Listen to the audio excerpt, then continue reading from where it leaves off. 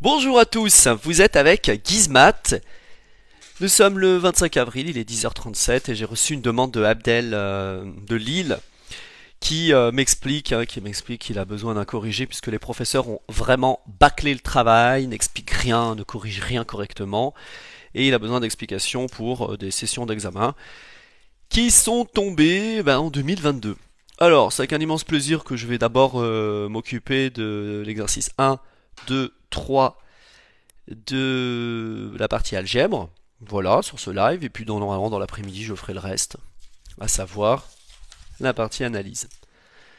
Donc donner le domaine de définition, continuité, etc., etc., exercice 1, 2, 3. C'est pas très difficile, c'est intéressant quand même. Bien. Soyez tous les bienvenus. Abdelkader, si tu es là, s'il te plaît, merci de te manifester, puisqu'on vient d'échanger par mail, et tu m'as dit que tu serais présent sur le live. Or, ta présence est indispensable, puisque évidemment, j'ai décidé de corriger cet exercice et de le commenter pour toi. Bonjour Lucien Prof, bonjour la Dijonnaise, Mike Alister, salut, Mousseroud, bonjour à tous, Samper, Abdelkader 59100, c'est bien lui, il est là. 59100, c'est le nord, c'est de Lille. Donc si je ne me plante pas, c'est bien toi. Clément Estève, bonjour à toi, il salue tout le monde. La Dijonnaise, hello, merci pour le cœur. Capitaine Flan a rejoint. Donc les gens se connectent.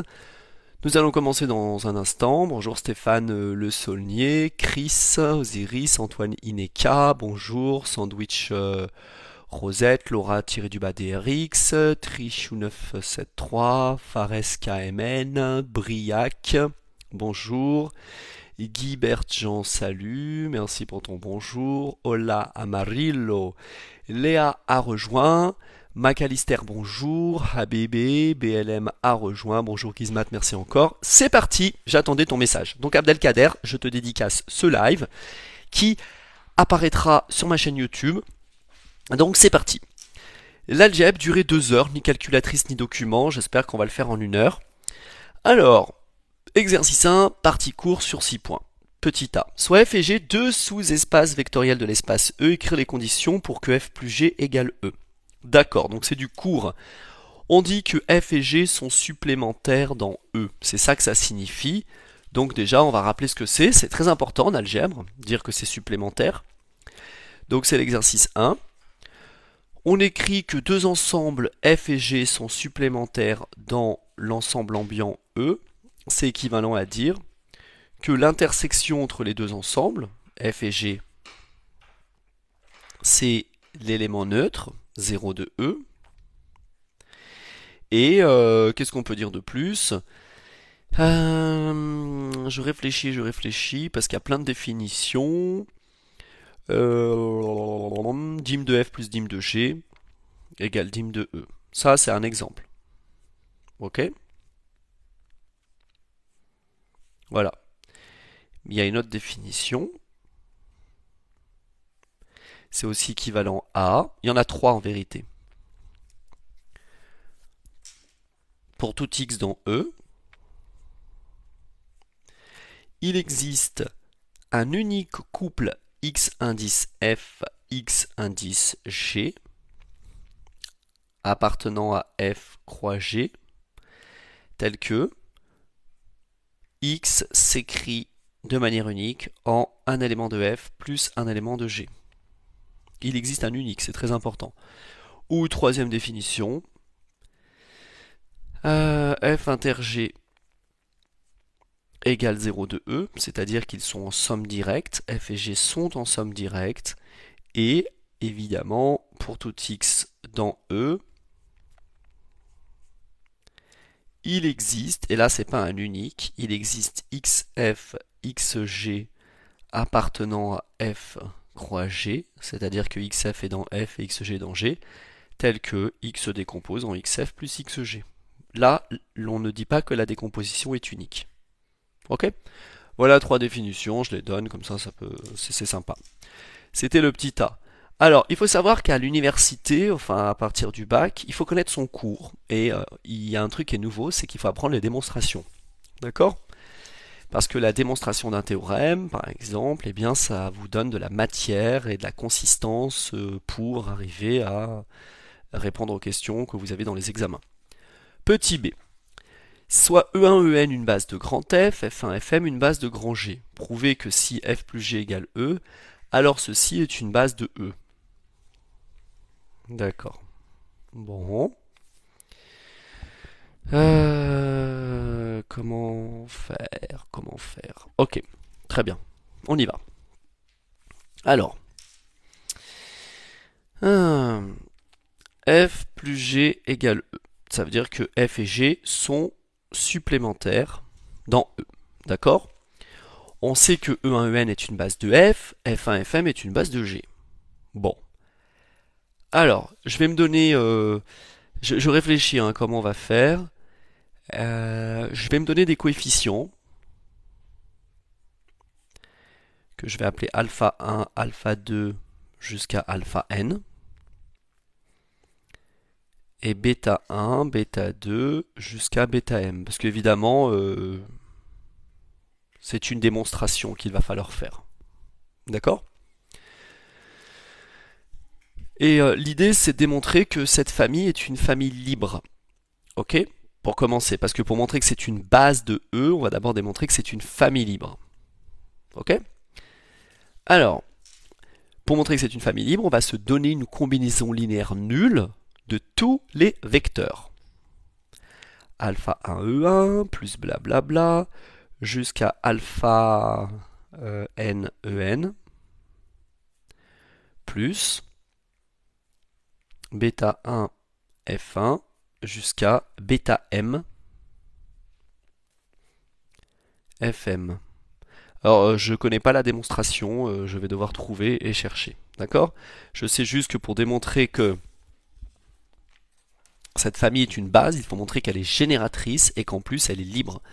Et donc pour la liberté, eh bien voilà, je vais faire ça. J'ai pas le choix. Du coup, voilà ce que j'ai. Égale ceci.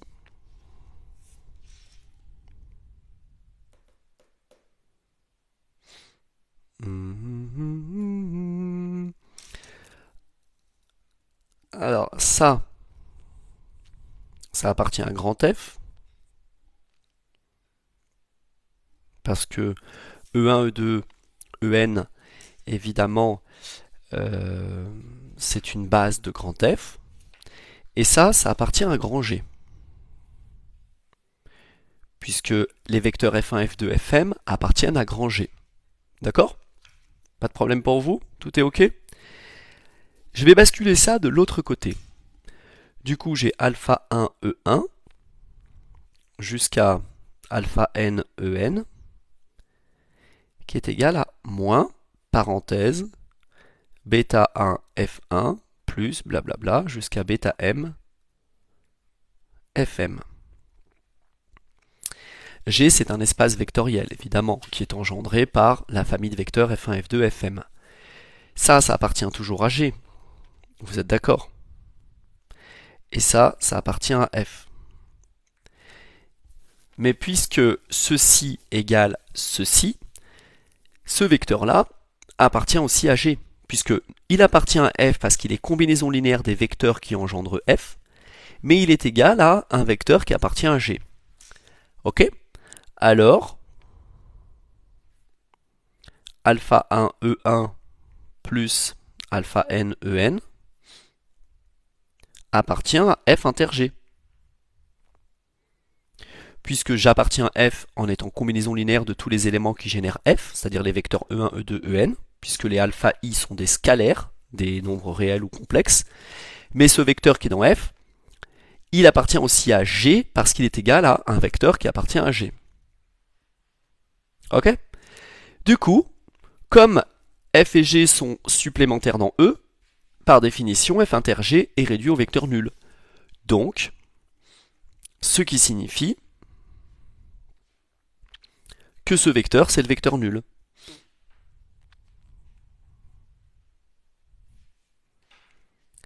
Alpha 1 E1 plus blablabla jusqu'à alpha n En, c'est le vecteur nul. C'est 0 de E. Donc, tous les alphas sont nuls. Pourquoi? Car E1, E2, En est une base de grand F. Et oui, ça fait partie des hypothèses. E1, E2, En est une base de grand F, puisque c'est une base, E1, E2, En, toute combinaison linéaire nulle des vecteurs E1, E2, En engendre que tous les coefficients sont nuls. Voilà. Car E1 jusqu'à En est une famille libre. C'est une famille libre parce que c'est une base de grand F. Voilà. Puisque alpha 1 E1 jusqu'à alpha NEN, c'est le vecteur nul, on a aussi, du coup, bêta 1 F1 jusqu'à bêta M, M comme Mehdi, Fm égale le vecteur nul. Or, F1, F2, Fm est une famille libre parce que c'est une base de G.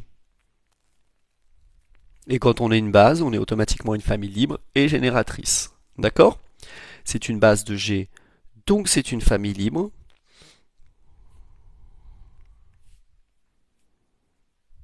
Ça va, Abdelkader, tu comprends tout? Je mettrai ça je mettrai le corrigé sur ma chaîne TikTok. C'est une famille libre. Alors, tous les coefficients vont être nuls pour tout i appartenant à l'ensemble des antinaturels variant de 1 à petit m, le m de maman. Eh bien, les fi sont nuls. Bien. Alors, on vient de démontrer que E1, E2 jusqu'à En, F1, F2 jusqu'à Fm, le M de Mongol, est une famille libre. Ok?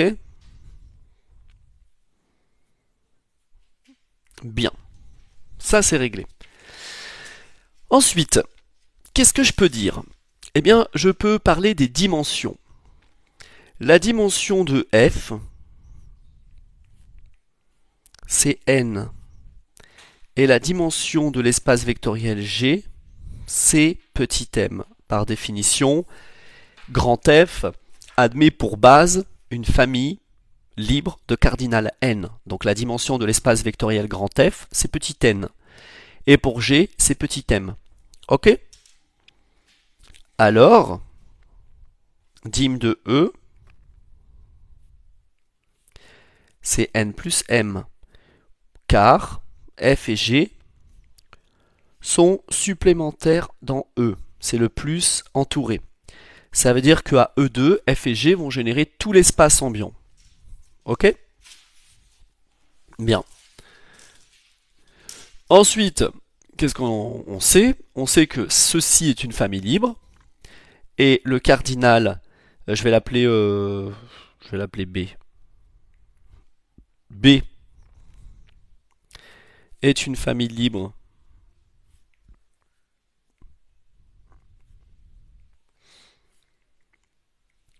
c'est une famille libre de longueur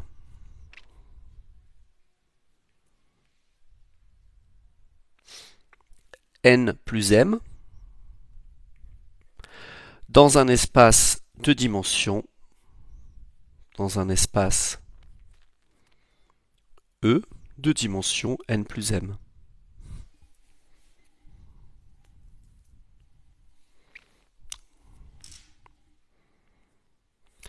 De dimension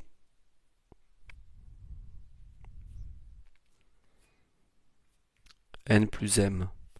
Alors, la famille B est une base de E, tout simplement.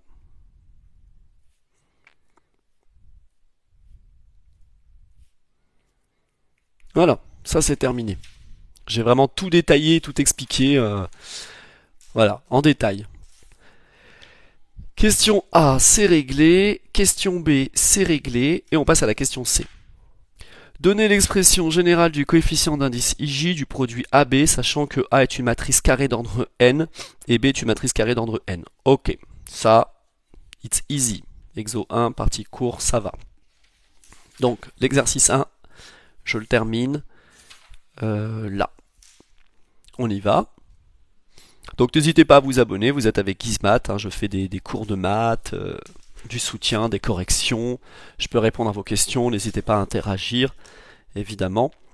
Alors, j'ai une matrice A qui va justement se retrouver à gauche et une matrice B qui se retrouve à droite. Et le produit A fois B, bah, c'est cette matrice-là, qui se trouve ici. Je m'intéresse au coefficient de la IM ligne et de la JM colonne du produit matriciel.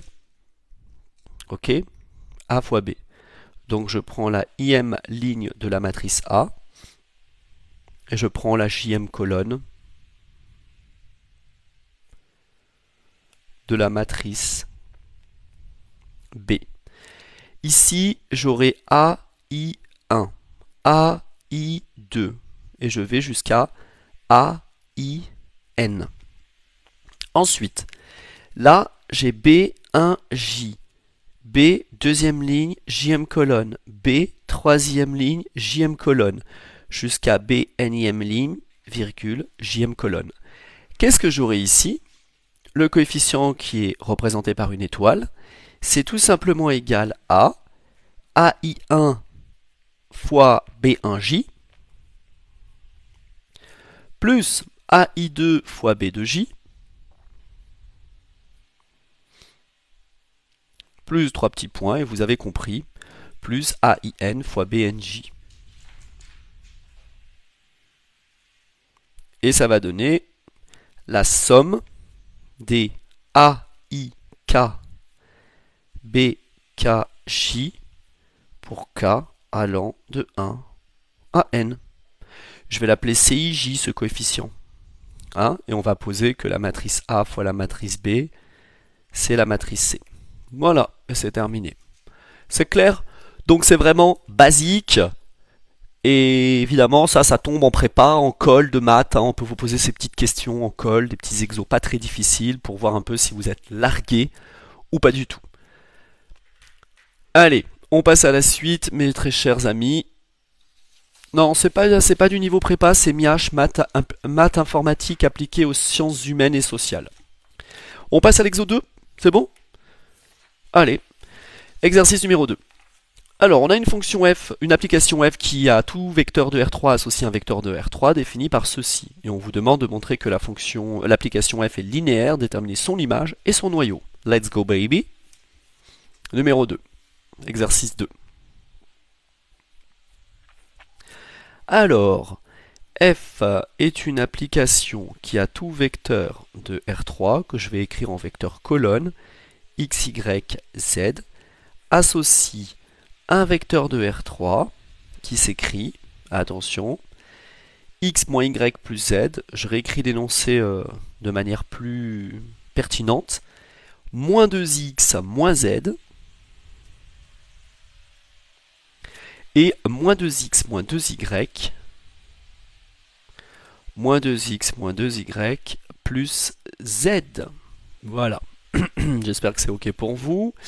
Évidemment, bonjour à toutes les personnes qui s'abonnent à Gizmat. Nous allons démontrer qu'il s'agit d'une application linéaire. Alors, comment on fait pour montrer que c'est une application linéaire? On se donne des vecteurs u et v. Donc, u de coordonnées x, y, z, x1, y1, z1. Et v, un vecteur de coordonnées x2, y2, z2. Tout naturellement, ils sont dans R3. Et je me donne un scalaire, lambda, dans le corps des réels. Voilà, appartenant à R, tout simplement. Je vais calculer l'image de U plus lambda V. Alors, on va expliciter ce que c'est déjà que U plus lambda V. C'est un vecteur qui a pour coordonnées x1 plus lambda x2, y1 plus lambda y2, et z1 plus lambda z2. Je calcule l'image de ce vecteur. Ça va donner x moins y plus z. x moins y plus z. Alors, c'est le x de ce vecteur-là, donc c'est ça, x1 plus lambda x2, moins son y, donc c'est y1 plus lambda y2. Vous avez compris un peu de quoi on parle, hein, évidemment. Voilà, c'est juste très chiant à écrire. Moins 2 fois l'abscisse, donc c'est moins 2 fois x1 plus lambda x2, moins la cote, z1 plus lambda z2, et enfin, moins 2x,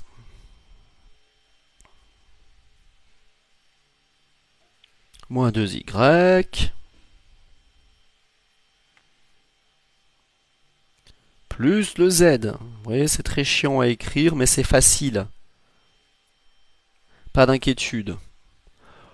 J'aimerais bien avoir ce sujet pour m'exercer, mon examen approche. Alors ce sujet, t'inquiète pas, je vais le mettre en photo juste après, là quand j'aurai terminé ce live, je vais le mettre à votre disposition avec mon corrigé. Ok? Bien.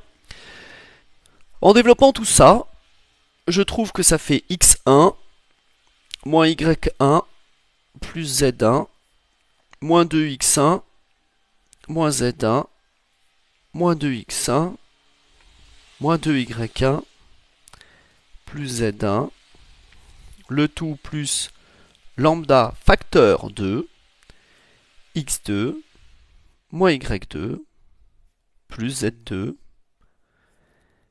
moins 2x2, moins z2, moins 2x2, moins 2y2, plus z2. Voilà, je décompose comme ceci. Et je reconnais bien f de u plus lambda fois f de v. Alors f est une application linéaire. C'est même un endomorphisme de R3. Une application linéaire de R3. Non, R3, faut juste être patient. Exactement, prof de maths, c'est ça. Ah. Comme tu dis. C'est super chiant. Bien. Il est 10h59. Bien, bien, bien. Alors maintenant, c'est un peu vache de demander de déterminer le noyau dans la question A. Normalement, c'est dans des questions séparées, parce que là, ils abusent un peu. Montrer quel linéaire, donner noyau, donner l'image. Ouais, bof. J'avoue que c'est un peu limite. Alors, on va donner le noyau de cette application linéaire. On va juste rappeler ce qu'est le noyau de cette application linéaire. D'accord? Par définition, le noyau de l'application f, c'est l'ensemble des éléments de l'ensemble de départ, donc tous les vecteurs de R3, tels que l'image par l'application linéaire f de ce vecteur x, y, z, donne le vecteur nul de l'espace d'arrivée, qui est R3. Tout simplement. C'est la définition. Du coup, ça s'écrit l'ensemble des vecteurs de R3, tels que f de x, y, z, je rappelle, c'est x moins y plus z. Donc on veut que ça soit égal au vecteur nul. Ensuite, on a moins 2x moins z. Et moins 2x moins 2y plus z. Ok? Bon, eh ben écoutez, on résout le système comme a dit E9. On résout le système.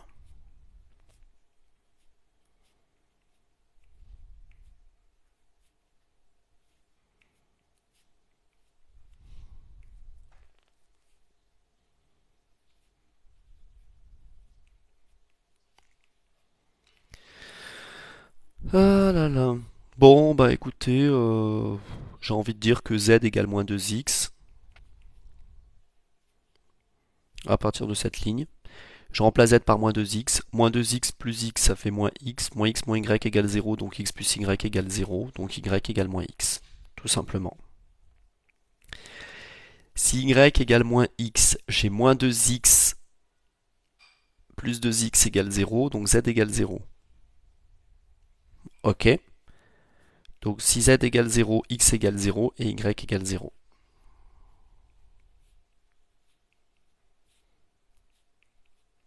Voilà. Alors le noyau est réduit au vecteur nul.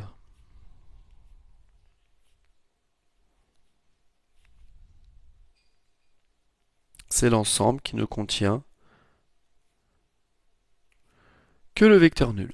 C'est clair pour tout le monde? Voilà, j'espère que vous êtes d'accord. C'est pour la première année MIAH, maths informatique appliquée aux sciences humaines et sociales. Donc l'image, bah, c'est tout l'espace d'arrivée. Alors l'image de f, c'est R3 tout entier. Voilà. Question A is finished. It's over. Bien, soyez les bienvenus. Soyez les bienvenus chez Gizmat, qui corrige des exercices à la demande d'étudiants. Donc je choisis, hein, je corrige pas n'importe quoi. Il y a des gens qui m'envoient n'importe quoi à corriger. Quand je réponds pas, c'est que il n'y a aucune raison de répondre. Alors calculer f de E1, f de E2, f de E3. Bien, eh ben c'est parti. On va les calculer. L'image de ces vecteurs, petit b, l'image du vecteur E1, donc 0, 1, 1, égale 0, 1, 1. Donc ça fera 0, moins 1, plus 1. Ça fait 0, moins 1,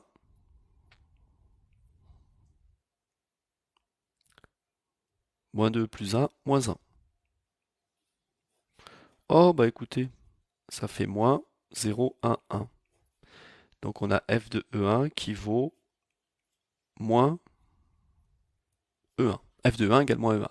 Alors le E1, c'est pas le vecteur de la base canonique, hein, c'est vraiment le vecteur E1 qu'ils ont donné.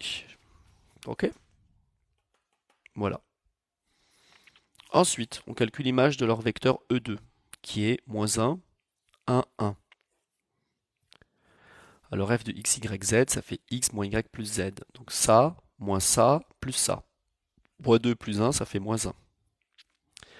Moins 2x moins z. 2 moins 1, ça fait 1. Et moins 2x moins 2y plus z. Moins 2x moins 1, ça fait 1. Oh, eh ben tiens, c'est marrant. Donc j'ai f de E2 qui vaut E2. C'est marrant, hein, ce sont des vecteurs propres. Alors pourquoi je conclus R3 pour l'image? Bah, parce que comme le noyau de f égale 0 de R3, on dit que f est injective. D'accord? Puisque f est injective, c'est parce que par définition le noyau réduit à 0. D'après le théorème Durand, la dimension de l'image de f, ça va être la dimension de l'espace de départ, qui est R3. Donc l'image, c'est R3 tout entier. Ok? Bah oui, parce que l'application va être surjective. Si elle est surjective, ça veut dire que l'image, c'est tout l'espace d'arrivée, qui était R3. C'est bon. Je détaille pas tout, parce que après il y en a qui vont s'ennuyer. Je n'explique que s'il y a des gens qui comprennent pas des trucs. Ensuite, je calcule l'image du vecteur E3, c'est-à-dire le vecteur moins 1, moins 1, 0. Moins 1, moins 1, 0. Ça va donner quoi? Alors, x moins y, ça fera 0, plus z. Ah zut, ah, x moins y. Moins 1, moins 1. Ça fait 0, plus 0, donc ça fait 0. Ensuite, moins 2x moins z. Moins 2x moins z. Ça fait 2. Et moins 2x moins 2y, bah, ça fait 2. Plus 2. 4. Ok. Ça fait 0, 2, 4. Bien. Bon, bah, ils demandaient juste de calculer ça. Ensuite, ils disent prouver que E1, E2, E3 est une base de R3. Donc il suffit juste de démontrer que c'est une famille libre. Alors, je ne sais pas si tu as vu le calcul du déterminant, Abdelkader. Tu peux me dire, s'il te plaît, si tu as vu le calcul du déterminant? Si tu peux répondre. Oui, je fais des cours particuliers pour les élèves de classe préparatoire, évidemment. Après, je vous cache pas que, évidemment, je n'accepte pas n'importe qui en cours. Je veux des gens sérieux, motivés, avec des parents qui donnent l'accord pour les cours et des parents qui me font confiance. Récemment, il y a un jeune qui m'a demandé des cours, très sympathique, il est en première. Je me suis entretenu avec son père et il n'a pas voulu s'inscrire au service API parce que je lui ai demandé son RIB et son BIC. Il ne m'a pas fait confiance, ça m'a énormément vexé parce qu'ici dans ma ville, j'ai ma notoriété, je donne des cours à des familles de grands industriels, des gens assez connus, on va dire, parce que vous savez qu'à Grenoble, on a un gros pôle scientifique, des grandes entreprises, etc., etc. Ça m'a un peu vexé de ne pas avoir été pris au sérieux. Du coup, je suis hyper select quand je ne connais pas les gens. Eh bien, j'y vais avec des petites pincettes. Voilà, tout simplement. Donc, pour prendre des cours particuliers avec moi alors que je ne vous connais pas, je ne donne pas de cours sans être payé et sans que vos parents ne soient pas inscrits. Enfin, si vos parents ne sont pas inscrits au service API avance immédiate, hors de question de donner des cours. Voilà. Il y a des gens à qui j'ai donné des cours qui ont mis 3 mois pour me régler sur les réseaux là, donc bof, c'est un peu moyen.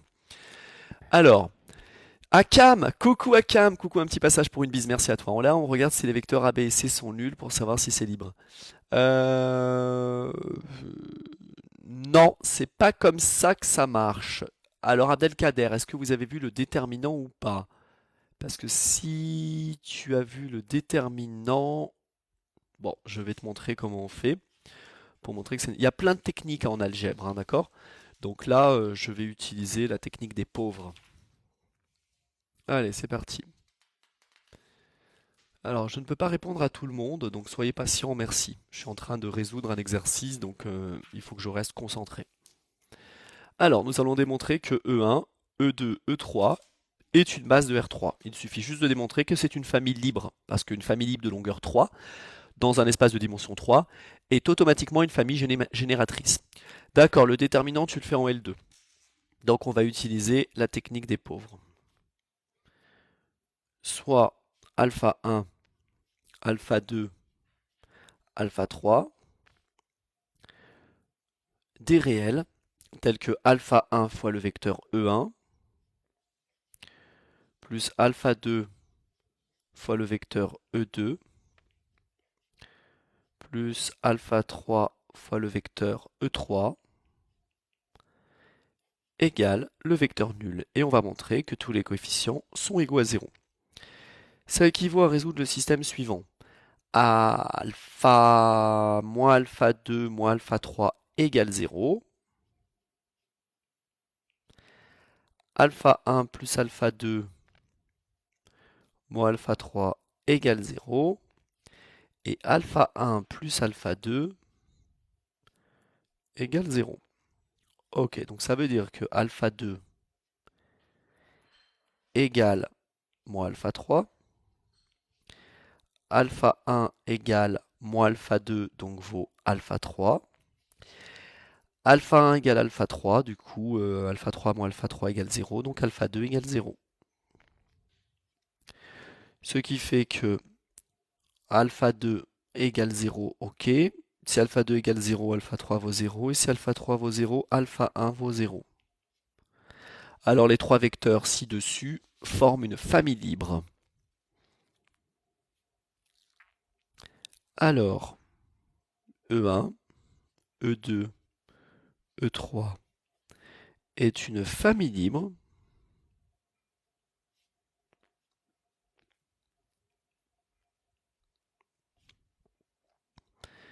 C'est une famille libre de longueur 3 ou de cardinal 3 dans R3, espace de dimension 3. Ok?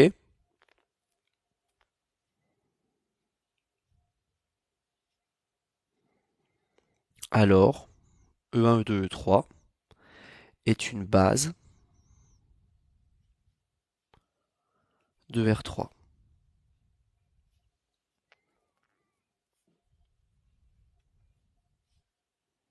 Abdelkader, n'hésite pas à m'arrêter. C'est ton live, c'est un live que je te dédicace, mon ami.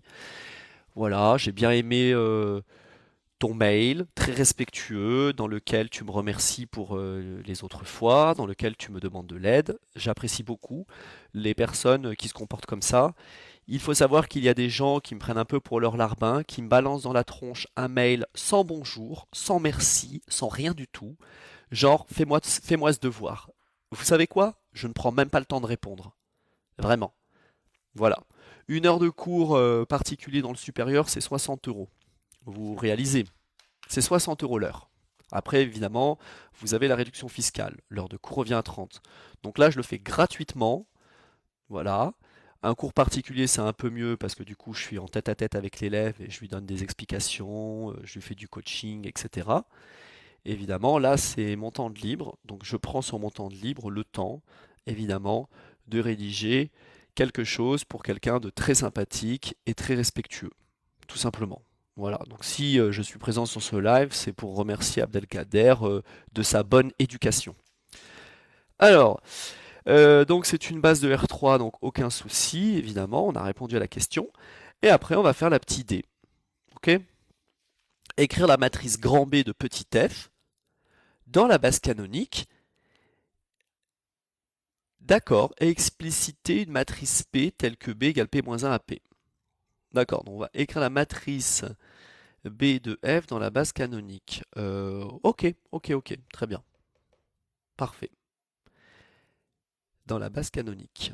Donc, je trouve que le sujet est mal fait. Il est nul.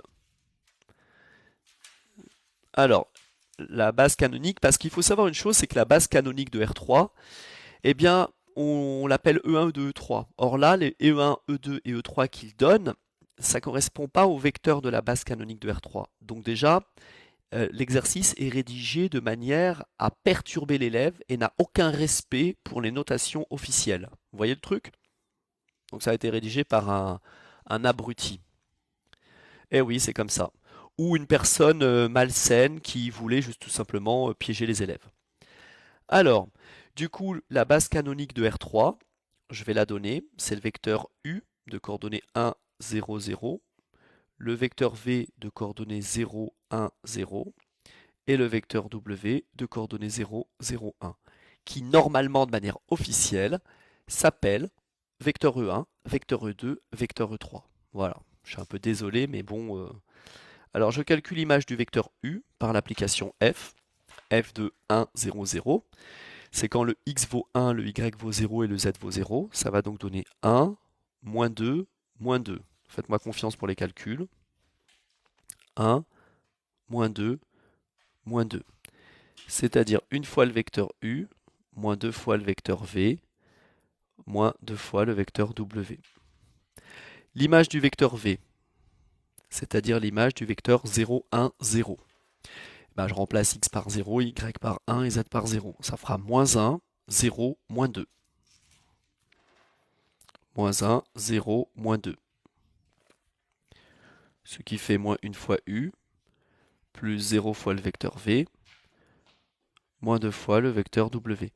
Et enfin, l'image du vecteur W, je la donne tout de suite, je ne détaille pas. Ça va donner 1, moins 1, 1.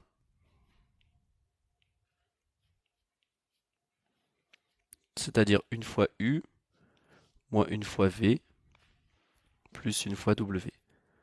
Et on me demande la matrice B de F dans la base canonique.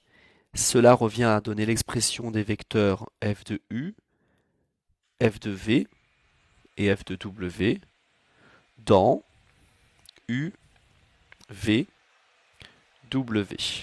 J'espère que tout est clair pour vous. L'image de U, c'est 1 fois U moins 2 fois V moins 2 fois W. OK.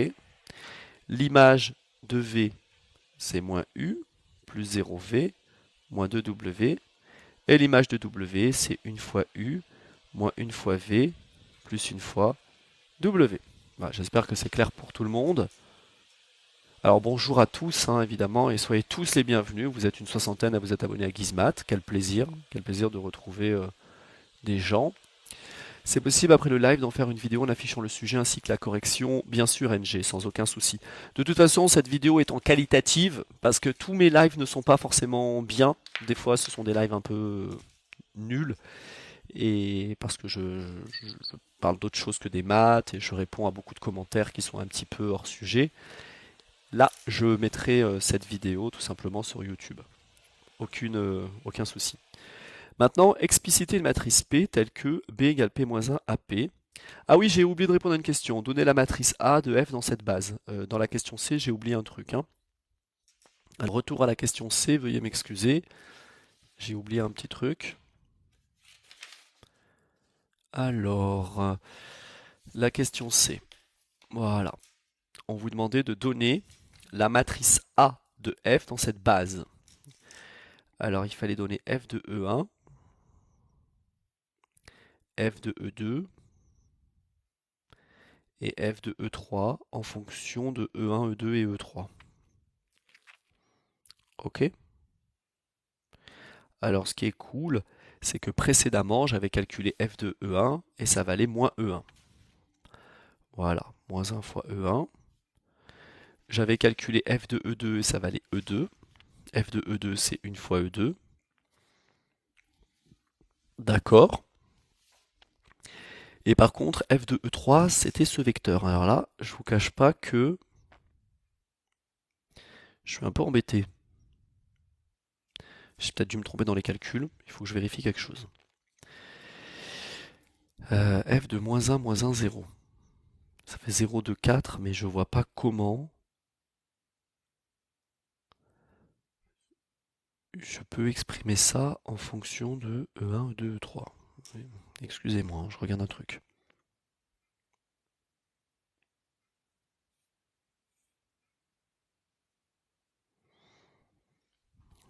Alors, la question c'est, il faudrait trouver alpha, bêta, gamma tel que ça fasse alpha fois E1 plus bêta fois E2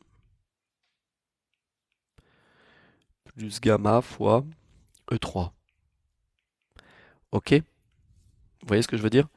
Parce que ça, c'est le vecteur E3. Je veux l'expression de f de E3 en fonction de E1, E2, E3. Voilà. Ok? Du coup, ça revient à résoudre un système que je vais faire ici, j'ai pas le choix. Alors du coup, il faut que moins bêta moins gamma soit égal à 0. Il faut que alpha plus bêta moins gamma soit égal à 2. Et il faut que alpha plus bêta soit égal à 4. D'accord? Alpha plus bêta égale 4. Si alpha plus bêta égale 4, ça va de l'autre côté, 2 moins 4 moins 2, moins gamma égale moins 2, gamma égale 2. Gamma égale 2. Si gamma égale 2, le moins 2 va à droite, ça fait plus 2. Donc moins bêta égale plus 2, bêta égale moins 2. Et du coup, bêta égale 6. Voilà, j'espère que je ne me suis pas trompé. Ce qui veut dire que l'image du vecteur E3, si je dis pas de bêtises, ça va être égal à... Attendez, je me suis planté là. J'ai fait une connerie. Gamma égale 2. Si gamma égale 2, bêta égale ça, c'est alpha qui vaut 6. Voilà. Donc ça vaut 6 fois E1, moins 2 fois E2, plus 2 fois E3. Voilà, c'est important. Parce que si vous voulez exprimer... Ah, quelqu'un dit 9? Alors, je vais faire la vérification, ne bougez pas. Je fais la petite vérification qui va bien. Si je fais alpha fois ce vecteur, alpha égale 2, donc ça fait 0, 2, 2. Plus bêta, donc ça fait plus 2, moins 2, moins 2. Plus gamma, gamma c'est... Ah non, attendez, alpha c'est 6, donc ça fait 0, 6, 6. Gamma c'est 2, donc moins 2, plus 2, 0. Ça fera 0, 6, 4. Ouais, je me suis un peu planté. Alors attendez, je vais rectifier. Moins bêta moins gamma, ça doit être égal à 0. D'accord, donc du coup, gamma égale moins bêta. Alpha plus bêta moins gamma égale 2. Et alpha plus bêta égale 4. Si alpha plus bêta égale 4, 4 il va là-bas, ça fait moins gamma égale moins 2, donc gamma égale 2. Si gamma égale 2, bêta égale moins 2. Donc alpha vaut 6. Alors où c'est que j'ai merdé? Ah, gamma vaut 2, donc là ça fait moins 2. Ok, 6 moins 2 moins 2. 6 moins 4, ça vaut 2. 0, 2, 4. C'est bien ça, c'est parfait. Bon voilà, j'ai fait ça rapidos hein, parce qu'il fallait pas que je perde de temps. F2, 3, c'est 6E1, moins 2E2, plus 2E3. Voilà, c'est bon, je suis retourné en arrière. J'ai répondu à la question petit c. Voilà, donner la matrice A de F dans cette base. Donc c'est F de E1, F de E2, F de E3 en fonction de E1, E2, E3. F de E1 c'était moins 1, E1. F de E2 c'était une fois E2. Par contre F de E3 c'était un peu plus compliqué parce que c'était pas évident. Donc j'ai décidé de déterminer le alpha, le bêta et le gamma tel que F de E3 égale alpha fois le vecteur E1 qui est lui, plus bêta fois le vecteur E2 qui est lui, plus gamma fois ce vecteur E3 qui est celui-ci. Donc ça revient à résoudre un système, on le résout tranquillement, sans stress, et ça marche très très bien. Ok? Voilà. Et après, je peux retourner à ce que je faisais. Donc je termine l'exercice. Il faut juste que je trouve la question. La question. Ça, c'était. Voilà, c'était ça. On est là. On est à la fin. Bien. Alors ça, B, c'est la matrice de l'application F dans la base U, V, W. Ensuite, A, c'est la matrice de l'application linéaire F dans la base E1, E2 et E3. Eh bien, il faut savoir une chose, c'est que la matrice dans la nouvelle base, c'est P-1, B. Ouais, alors attendez. C'est pas comme ça qu'on va le faire. Parce que, encore une fois, l'exercice, il a été rédigé par un abruti, un porc. Voilà, je vous dis franchement les choses telles que je les ressens. Parce que j'ai un gros background en pédagogie, en entraînement d'élèves, en préparation pour les concours. Et les notations qu'il utilise n'ont absolument rien à voir avec les notations officielles. Il a tout mélangé pour perturber les élèves. Alors je ne sais pas comment est votre cours, j'ai aucune idée de la manière dont le cours a été fait. J'y ai pas accès, mais c'est nul. Normalement, A c'est toujours la matrice dans l'ancienne base, B c'est la matrice dans la nouvelle base, et P c'est la matrice de passage de l'ancienne à la nouvelle. Normalement, l'ancienne base, c'est toujours la base canonique. La nouvelle base, c'est E1, E2, E3. Vous voyez? Sauf que lui, la nouvelle base, il la donne avant la base canonique. Enfin bref, c'est vraiment tiré par les cheveux. Alors, voilà ce qu'on va faire. On va dire que ça, c'est l'ancienne base. Ok? Parce que c'est la première base dans laquelle on travaille. Ok? Ensuite, la matrice B, c'est la matrice de l'application F dans la nouvelle base, qui est la base canonique. C'est la nouvelle base. Ok? Et P, c'est ce qu'on appelle la matrice de passage. C'est la matrice de passage de l'ancienne base,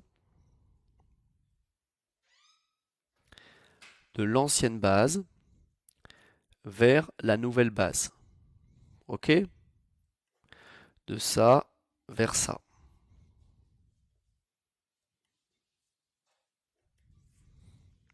C'est bon? C'est de la folie. Franchement, c'est vraiment de la folie. C'est de la folie d'avoir présenté l'exercice de la sorte. Donc je comprends hein, quand tu dis que les profs, nous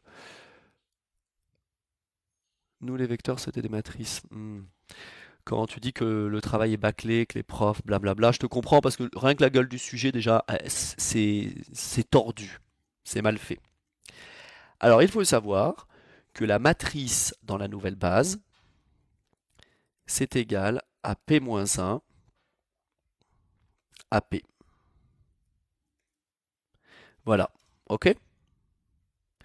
Et en fait, comme P c'est la matrice de passage de E1 vers UVW, eh bien P-1 c'est la matrice de passage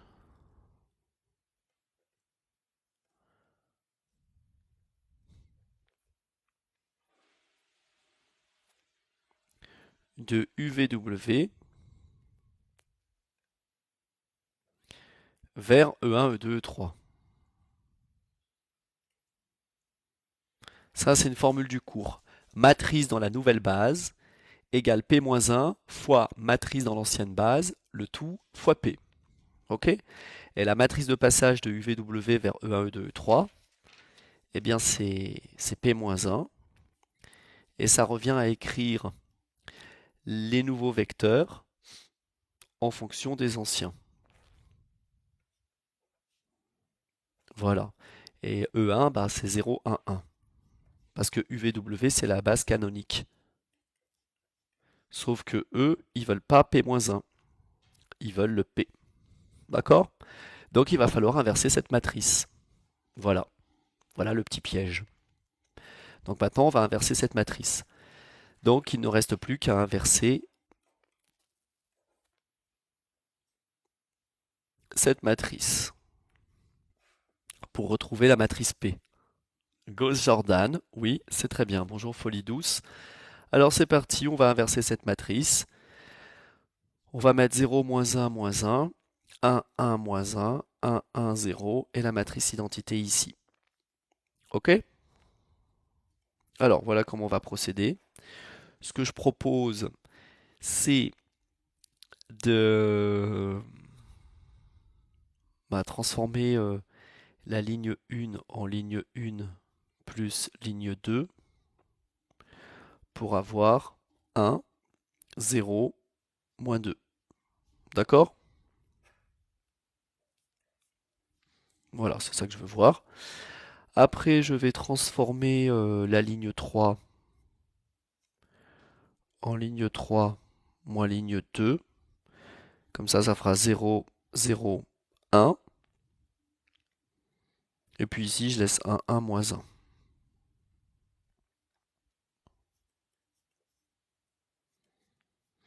Voilà. Après, je transforme la ligne 1 en ligne 1 plus 2 fois ligne 3 pour que ça fasse 1, 0, 0.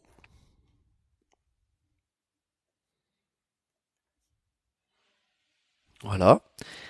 Je transforme la ligne 2 en ligne 2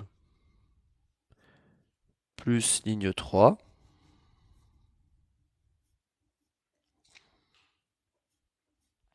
Voilà.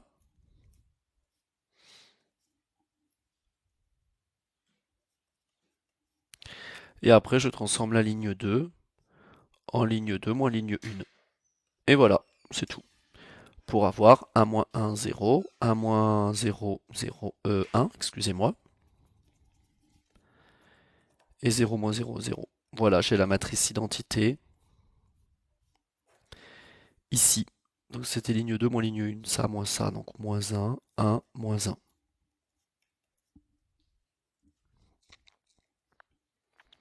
Et voilà, donc la matrice P, c'est 1, moins 1, 2, moins 1, 1, moins 1, 0, moins 1, 1. Et voilà, c'est terminé. 1 sur date de A, faut transposer la comatrice. Oui, Abdou 51, mais c'est pas au programme DN1. Voilà, donc j'arrête là. L'exercice 3, je corrige plus tard parce qu'il est temps d'aller manger. Il est 11h31. Le live a duré combien de temps? 55 minutes. Donc il reste juste l'exercice 3 à faire. Je le ferai tout à l'heure. Il n'est pas long. Donc on se retrouve après manger, mes très chers compatriotes. Je vais juste vous mettre en ligne sur une vidéo donc cette correction, évidemment. Ça pourra vous être utile, enfin je l'espère. Voilà, merci d'avoir suivi Gizmat. Et puis n'hésitez pas à me retrouver sur tous les nombreux lives qui vont arriver, évidemment. Vous pouvez m'écrire sur gizmat@gmail.com. Si des gens passent en sup l'année prochaine, veulent un petit programme d'entraînement cet été sur mesure, n'hésitez pas, je suis disponible, évidemment. Prenez soin de vous et à très bientôt.